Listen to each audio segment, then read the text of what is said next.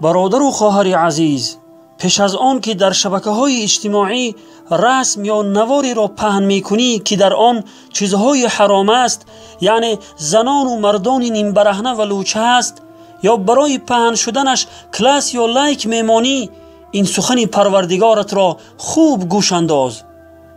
و اگر گوش نمی اندازی و این کار ناروای خود را دوام می دهی و در بین مؤمنان فحشا و بی‌حیایی را پهن می کنی، پس انتظار عذاب پروردگارت باش. چون که خداوند متعال در آیه 19 سوره نور می فرماید: استعیذ بالله ان الذين يحبون ان تشيع الفاحشه في الذين آمنوا لهم عذاب أليم في الدنيا والآخرة والله يعلم وانتم لا تعلمون. یعنی بیگمان کسانی که دوست دارند زشتی ها یعنی فحشا و بی‌حیایی در بین مؤمنان پهن شود، برای آنها در دنیا و آخرت عذاب دردناکی است و خداوند می‌داند، شما نمی‌دانید. صدق الله العظیم. برادر و خواهر عزیز، به این سخنان پروردگارت خوب گوش انداز که آن کسانی که تنها دوست داشتند، یعنی خود آنها بی‌حیایی را پهن نکردند، خود آنها کاری بی‌حیایی را انجام ندادند، بلکه فقط دوست داشتند که در بین مؤمنان فحشا و بی‌حیایی پهن شود، خداوند برای آنها در دنیا و آخرت عذاب دردناک خود را وعده کرده است.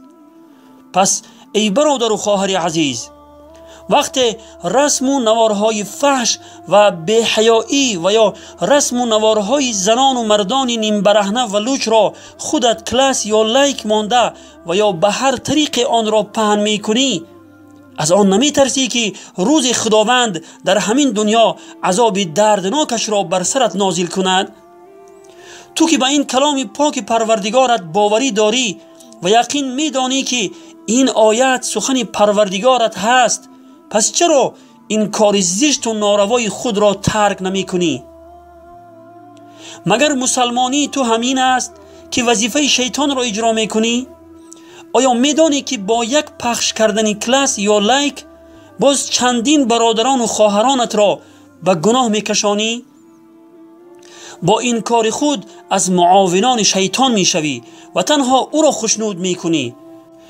ولی الله متعال از تو ناراض می شود و دیر یا زود بر سرت عذابش را در همین دنیا نازل می کند.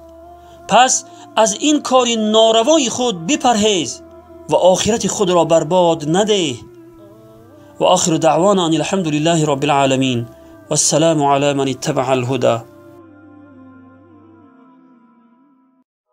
كتاب الله دستوري كتاب الله دستوري وخير الخلق أسوتنا بسنته انجلى نوري لهدي الحق أرشدنا كتاب الله دستوري وخير الخلق أسوتنا بسنته انجلى نوري لهدي